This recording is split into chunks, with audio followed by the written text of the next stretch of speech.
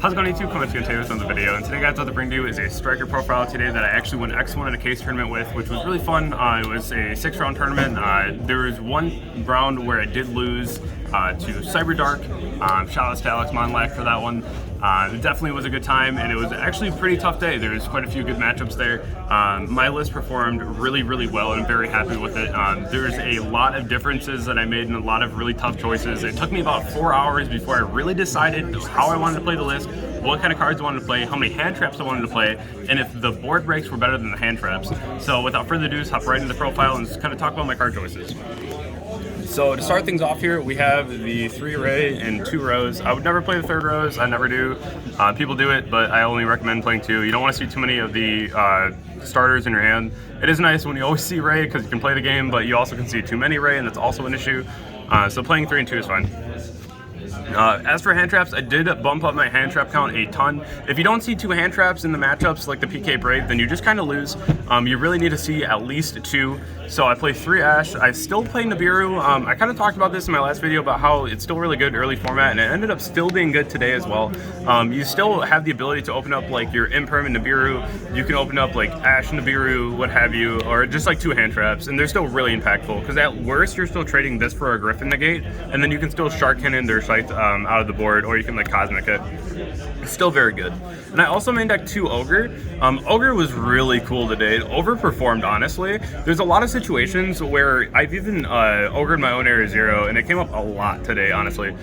So that was really cool. There's a lot of other situations, like I was playing against Invoke Shadal Dogmatica, and I Ghost Ogred his Ecclesia, and then I just didn't have to out it, and it wasn't awkward. So like that was really cool. But this card was really nice today, especially hitting the Griffin. Then the last one's gonna be the 3 Imperm. I was really back and forth about this too. I wanted to play the Bell in the main, but I just really couldn't bring myself to just not play Imperm because there's other decks out there besides the PK Brave or like the other Brave variants. So I think this lineup was fine. I played a lot less board breakers today. I also didn't play Lightning Storm. So that was just a big decision too. So it really did take me a long time before I decided what my final list would be. But other than that, we're gonna be hopping right into the spell count here, which was still a pretty big amount of spells. We're playing the 3 Widow, the 2 Shark Cannon. I've seen some people cut Shark Cannon to 1. I almost wanted to put this to 3. Like, just play it at 2, though. It's a really good number. I wouldn't go anything less because you still need to see Shark Cannon in your opening hand if you want to deal with Scythe. And it's still really good generically in the format. The next thing I did was still play the 2 Afterburner. It's still very good. Still the removal, especially for the back row, still really important. I like this a lot. I would not cut this down at all. The next thing was going to be the Triple Chalice. It's still really good for the 1-for-1s. Just if you need to out like a Scythe, or if you need to just chain it to like a DPE so you can banish it and get out of there, or what have you. I really like this card a lot. It's still really impactful. I would still play it. For the tech choice today, I played 2 Tactics. This was something that I've really hated in past formats, but now it's just always live because your opponent just has like the Griffin on board, or like there's a lot more monster heavy decks now, I feel like, than back row. Even though skill chain's at 3, I really don't see it that much. And I feel like this is still a really relevant card this format. Playing it as a 2-0 feels really nice because when you see it, you see it. If you don't, you don't. But it's also really nice if you do see it and you can just get the free draws or what you need off of it. So I think it was pretty nice. I didn't really come up too much today, but it's still pretty okay. The next thing is playing double Cosmic. You can play more than this. You can play like 3, but I think 2 is fine. You just need a way to out back row, and you also need a way to out the Scythe. So this was just, it was really nice to see. It really did overperform today too. There's a lot of situations where just getting rid of the back row was super crucial, or like chaining it to a Fog Blade or what have you. This was really nice though. As for the 1-ofs, the lovely 1-ofs in this deck, Engage, our Hornet Drone, multi-roll. I cut Area 0 down to 1. I know my philosophy has always been play 2 if you're playing Nibiru, but there's times I even found myself like siding this out against like PK Brave, and then I just didn't need it. It's nice when you see it. If you like really need it, you need it, I guess, but it's just really not that impactful. Your other spells just do way more, and I'd just rather see like board breaks or hand traps instead of like this. It's like okay, I guess, at best.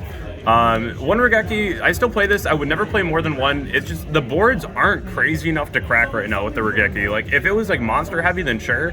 But like if you were Regeki like a monster or like a board of PK Brave after they use DP and send Scythe, like what are you really hitting, right? So like to me, I just don't really love this card too much. It's still really nice as a 1-of though because it's just another way to bait and negate. One Upstart, one Harpy's Feather Duster, still really good in the main just to be able to blow out the random back row. Even if it's just one, it's a good one for one trade. One Rhoda, you still play Desires, it's still really impactful, it's still a draw too. I drew this card a couple times today, and every single time I drew it, it resolved and it was crazy. And then the one of Mind Control to wrap up the main deck.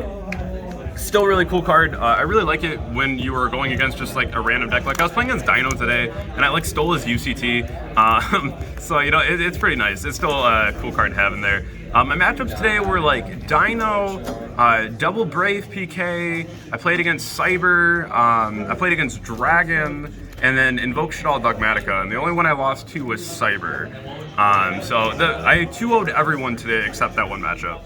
And then as for the sideboard, this actually put in a ton of work today. My sideboard I crafted before the event, and I really put a lot of thought into this as to how I really wanted to go about the side, because there's so many different ways this format could go. So for one, I definitely put in the Droll still. I kept it in, and this was something I was gonna pull out, but like it was so insane today. If they use the Aquamancer to add and then you just Droll them, like a lot of times they just can't play. They try to make the Anaconda, and if you have like the Veiler or like the Imperm, whatever you're playing, they just really don't have a board to play with. So this is really cool, because then you just summon like Ray behind it and they just can't do anything. You get the multi-roll Shark Cannon set up, they just can't play the game. Then as for the Triple Kaiju, I'm just very aware of this tournament and just know that there's a lot of people that play Dragoon, and I just don't want to ever lose to Dragoon because I can't play the game, so I just will always keep this on my side just in case. This kind of replaces playing like 6 back row removal on your side because of IO, so this is just a safe one to keep in there all the time just in case of Dragoon. I sided 2 Bell. This is really cool because if the biggest part in the Brave combo for Phantom Knight that's really crucial to hit, if you can stop the Griffin, or if they don't have the Griffin, when they banish Cloak to summon back their Torn Scale out of the grave with its own effect, if you Bell that, they just can't play the game. This is the craziest hit for this. Also hitting the Mancer with the Bell too is really nice all day too. Really cool tech choice and something that I would probably keep moving forward. Then the other thing was 3 Shared Ride. I actually got put going first a ton today, and I didn't really expect that. This was something that I really did not see happening, but it was really nice in the control matchups. It's also just really nice against things like IDS. Even against Dino when he made me go first and flipping Shared Ride was pretty crazy. And then last but not least, we have our back row outs, which is going to be the other Cosmic and the 3 Twin, because I still don't want to lose to a skill drain. Other than that, though, the deck performed really well. I'm going to go over the extra deck real fast as well, but I was really happy with the results today. I think I would play this list moving forward. There's not a whole lot, if anything, that I would actually change here. As for the extra deck, though, we're going to have the absolute star MVP of the entire day, the Dark Charmer. This thing should not have been printed. It's so crazy. Being of the Reborn, the DPE, Being of the Reborn, like Anacondas, just like free link 2s. Most matchups have a Dark in the grave, so it's always live. Then I play the other Charmer too. You just always want a way to get to access code. I get asked a lot about how you go to access code from these, and it's always just like, if you have your link still on the board, you just go Kagari, and then you're able to make this. Then you summon back a monster, you normal summon, and then you go Unicorn and your access code. Same kind of deal with this too, but this revives a lot more links too, which is really nice too. I like playing more Charmers because it just gives you more options, and you're never this like, well, I don't have a Charmer for this. Like, now you just do. I cut the Phoenix because I'm not really worried about Anti-Spell as much as I was about IO. And then we have the Unicorn, and then the access code. I don't play Hulk Selene, I think it's too fragile. Especially with all the hand traps running around this format, playing Hulk Selene is just horrible, but that's just my opinion. The next thing, my own tech choice that I really love doing this, I wanted to do this for a really long time, and we never had the space, so I ended up playing Double Zeke. This is one of the craziest ideas I've had just to play in this deck, and playing the second one comes up so much, because like, if you have it, man, is it crazy.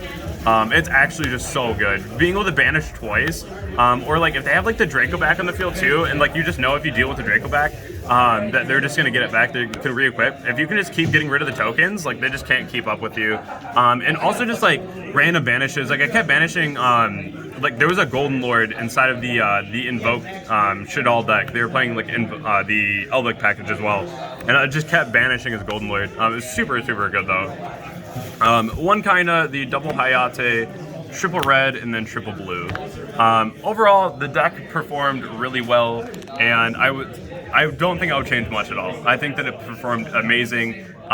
There was slight missteps for me today, but other than that, I think that moving forward, this is probably the list. Obviously, the format will shape up, and we'll see it go into a new direction hopefully soon.